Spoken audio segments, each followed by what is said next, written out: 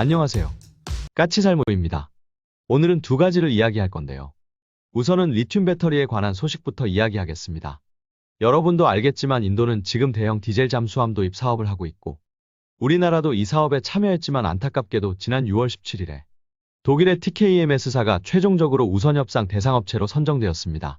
물론 이건 어디까지나 우선협상 대상업체이지 아직 최종 사인까지 간 건 아니고요. 협상 과정 중에 문제가 있으면 업체를 변경할 수도 있고, 실제로 이 인도의 잠수함 사업에서 끝까지 우리 업체가 강력한 후보였기 때문에 TKEMS와 인도와의 협상에 따라서는 최종 계약으로 가지 못하고 우리와 다시 계약을 할 수도 있긴 합니다. 그러나 어찌되었든 우선은 독일이 승리한 건 부인할 수 없는 사실입니다. 그런데 좀 재미있는 일이 일어나고 있습니다. 우리의 한화에어로스페이스가 현재 이 독일이 승리한 인도의 잠수함 사업에 우리나라의 잠수함용 리튬 배터리를 제안하고 있고, 심지어는 우리 리튬 배터리가 선정될 가능성도 높다고 합니다. 아니 솔직히 말해서 인도는 우리 말고는 다른 대안이 없을 거라고 합니다. 왜 일이 되었을까요? 독일도 잠수함용 리튬 배터리를 만들고 있지 않나요? 그런데 그 사정이 상당히 재미있습니다. 독일의 TKEMS사는 자국업체인 GAIA사와 잠수함용 리튬 배터리를 개발 중이었습니다. 그런데 이 업체가 2016년에 부도 처리되어 버렸습니다. 그래서 독일은 현재 자체적인 리튬 배터리 개발은 물 건너갔고요. 그래서 어쩔 수 없이 프랑스의 SAEFT라는 회사와 손을 잡고 리튬 배터리를 개발 중입니다. 그런데 문제는 이 SAEFT는 결론은 프랑스 나발그룹의 하청업체 같은 곳이라고 해요. 그리고 나발그룹은 바로 스콜펜급 잠수함을 만드는 회사입니다. 한마디로 어찌 보면 전 세계에서 디젤 잠수함을 가장 잘 만든다는 독일의 TKEMS는 실질적으로 자체적인 리튬 배터리 공급 라인을 상실한 겁니다. 그래서 경쟁사인 프랑스의 나발그룹에 의존해야 하고요. 솔직히 현 상태에서는 나발그룹이 마음만 먹으면 언제든지 TKEMS의 잠수함 건조를 중단시켜 버릴 수 있게 된 겁니다. 그럼 리튬 배터리 없이 잠수함을 건조하면 되지 않느냐 할 수 있는데요. 앞으로 건조되는 잠수함은 리튬 배터리는 기본 중에 기본입니다. 그래서 리튬 배터리가 빠진 잠수함을 건조한다는 건 말도 안 되는 이야기입니다. 그런데 문제는 이 프랑스의 리튬 배터리가 언제 만들어지느냐입니다. 원래 프랑스는 호주에 판매하기로 한 쇼트핀 바라쿠다급의 이 리튬 배터리를 최초로 적용할 예정이었습니다. 그런데 여러분도 알고 있겠지만 쇼트핀 바라쿠다는 지금은 취소되었죠. 그래서 현재 이 프랑스의 리튬 배터리가 최초로 적용되는 건 2028년에 진수하는 UE111CD라는 독일의 신형 잠수함입니다. 한마디로 2028년까지 독일은 사용 실적이 증명된 잠수함용 리튬 배터리를 확보하지 못한다는 이야기입니다. 그러나 우리나라는 리튬 배터리를 장착한 장보고3 배치2의 초도함이 2025년에 진수하게 되어 있습니다. 그래서 현재 인도가 선택할 수 있는 리튬 배터리는 우리 한화에어로스페이스가 만드는 리튬 배터리가 유일하다고 할 수 있습니다. 아니면 인도는 아직 잠수함에 사용 실적이 없는 프랑스제 배터리를 사용해야 하는 거기 때문에 우리를 선택할 수밖에는 없을 거라고 보고 있습니다. 여러분도 알겠지만 리튬 배터리는 상당히 위험한 물건입니다. 거기다가 잠수함에 탑재되어서 실증도 안 된 리튬 배터리를 인도가 도입한다는 건 현실적으로 거의 불가능에 가까운 일입니다. 더욱더 우리의 장보고3와 인도가 건조를 추진 중인 3,000톤급 잠수함의 규모가 비슷하기 때문에 인도가 자신들의 잠수함의 리튬 배터리를 우리나라 배터리 말고는 다른 모델을 선택할 여지도 거의 없다고 합니다. 그래서 우리의 리튬 배터리가 독일이 만드는 인도의 잠수함에 탑재될 가능성이 현재로서는 상당히 높습니다. 그리고 다음 이야기는 아마 여러분이 많이 기다려왔을 이야기인데요. 솔직히 이걸 말해야 할지도 정말 오랫동안 고민을 하기도 했었는데요. 우선은 일부만 이야기를 하는 게 좋다는 결론에 도달했습니다. 그래서 솔직히 말하면 제가 알고 있는 걸 다 이야기를 하지 않을 것이며 여러분이 물어봐도 절대로 답을 하지도 않을 겁니다. 원자력 잠수함. 여러분은 우리가 원자력 잠수함을 건조함에 있어서 가장 문제가 뭐라고 보시나요? 원자력 잠수함은 결론은 우리에게 기술력이 있느냐 없느냐가 문제가 아닙니다. 원자력 잠수함의 건조는 처음부터 끝까지 정치적인 문제입니다.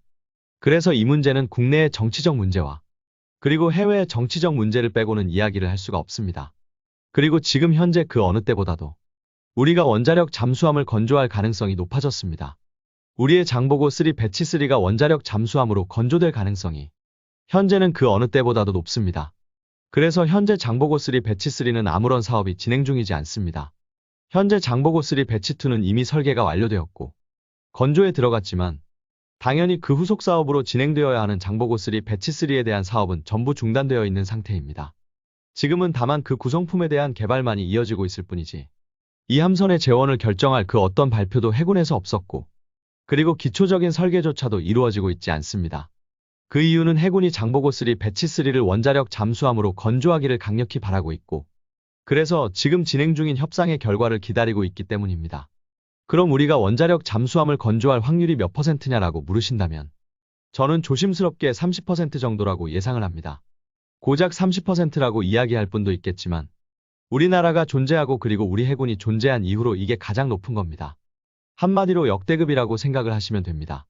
그래서 이 30%는 절대로 작은 것이 아니며, 지금이 아니면 영원히 다시는 이런 기회가 돌아오지 못할 수도 있습니다. 그럼 제가 왜 이런 이야기를 지금 이 시점에 하는 걸까요? 제가 알기로는 미국과 우리가 물밑 협상 중인 것으로 알고 있기 때문입니다. 여러분도 알겠지만 이 문제는 절대로 우리 마음대로 할 수 없습니다. 원자력 협정, 그리고 농축우라늄 공급 문제 등으로 인해서 현실적으로 우리는 미국의 허락 없이는 원자력 잠수함을 건조하지 못합니다.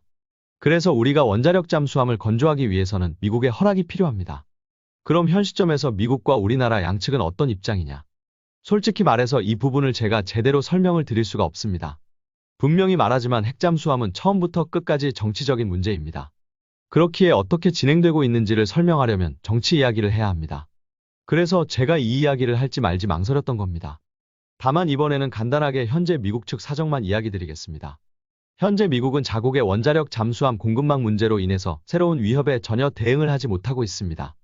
이게 무슨 말이냐면, 미국은 냉전 시대 때 구소련의 원자력 잠수함 기지 앞에서 매복하고 추적하는 임무를 수행해 왔습니다. 그러다가 구소련이 붕괴를 하고, 새로운 신생 러시아는 친서방적인 경향이 강해졌고, 그리고 실질적으로 전략원잠에 의한 해상 초계를 포기하게 됩니다. 그래서 미국도 러시아 원잠 감시 임무를 중단하게 됩니다. 그런데 중국이 부상하게 되죠. 그로 인해서 중국의 전략원잠을 감시할 필요가 있었고, 이로 인해서 다시 매복작전이 부활하게 됩니다. 그런데 이번에는 러시아도 보레이급 전략원자력 잠수함을 건조해서 다시금 전략원잠에 의한 해상 초계를 나서게 되죠. 그로 인해서 미국이 감시해야 하는 항구의 숫자가 오히려 냉전 때보다도 늘어나게 됩니다. 한마디로 냉전 때는 주로 구소련만 감시를 해도 되었다면, 지금은 러시아는 물론 중국까지 감시를 해야 하는 겁니다. 그런데 문제는 미국은 이 항구들을 감시할 공격원잠의 숫자를 늘리지 못하고 있다는 것입니다. 그래서 여러분도 알겠지만 호주의 원자력 잠수함 건조를 추진하게 되죠. 호주의 원자력 잠수함 건조를 추진하게 된 이유가 바로 미국의 부족한 원자력 잠수함 전력에 도움이 되기 위해서입니다. 그래서 미국은 호주의 원자력 잠수함 도입을 추진하게 된 겁니다. 그리고 미국이 공격 원자력 잠수함 숫자를 늘리지 못하는 이유는 바로 미국의 원자력 잠수함의 공급망 문제로 인해서 지금보다 더 많은 잠수함을 건조하지 못하기 때문입니다. 기본적으로 잠수함은 수명이 35년을 넘지 못합니다. 물론 간혹 잠수함을 35년 이상을 넘겨서 운용하는 나라도 있지만 35년을 넘긴 잠수함은 사고의 위험이 대폭 높아지게 됩니다. 대표적인 예가 인도네시아 잠수함 침몰 사건이죠. 그 함선도 35년을 넘겨서 운용하다가 사고가 발생한 것입니다. 그래서 미국도 공격원자력 잠수함을 보통은 35년을 운용합니다. 그리고서는 퇴역시키고 신형 잠수함으로 교체하게 되는데, 현재 미국은 퇴역하는 잠수함 숫자와 신규 건조하는 잠수함의 숫자가 거의 비슷합니다. 한마디로 현상 유지는 되지만 잠수함의 숫자를 늘리지는 못하는 겁니다. 그리고 그 원인은 미국의 원자력 잠수함 건조 공급망에서 비롯된 겁니다. 그럼 미국은 왜 공격원잠 공급망 문제를 해결하지 못하느냐? 공격원잠을 건조하기 위해서는 막대한 자금이 들어갑니다. 그리고 공격원잠을 건조하기 위해서도 막대한 시설 투자가 필요하고요. 현재 미국의 잠수함 공급망은 공격원잠을 3년에 2척 정도를 공급할 수 있는데요. 이보다 더 많은 잠수함을 공급하기 위해서는 공급망을 확대해야 하고, 공급망을 확대하려면 각 방산업체들은 투자를 늘려야 합니다. 그런데 문제는 이리 막대한 투자를 해서 공급망을 늘려놔도 정권에 따라서 언제든지 공격원잠 공급을 축소해 버릴 수 있다는 겁니다. 그리 되면 방산업체들은 막대한 피해를 보는 겁니다. 그래서 지금 미국 방산기업들은 잠수함 공급망 확대를 하지 않고 있습니다. 그럼 공급망을 확대하려면 어떻게 해야 하느냐? 이게 바로 정치적 문제인데요. 바로 미국 공화당의 허락이 있어야 합니다. 정확히는 트럼프겠죠. 이게 무슨 말이냐? 결론은 이 문제는 미국 방산기업이 막대한 투자를 해서 공급망을 확대하려면 누가 정권을 잡아도 원자력 잠수함 도입을 축소하지 않을 확실한 보증이 있어야 합니다. 그래서 현 바이든 정부가 아무리 공급망을 확대해 달라고 해도 미국 업체들은 움직이지 않습니다. 그래서 정권이 바뀌고 공화당이 정권을 잡아도, 한마디로 트럼프가 대통령이 되어도 원자력 잠수함 도입을 축소하지 않겠다는 확답이 있어야지만이 공급망을 확대할 수 있습니다. 그리고 현재 공화당, 그러니까 트럼프는 그걸 반대하고 있죠.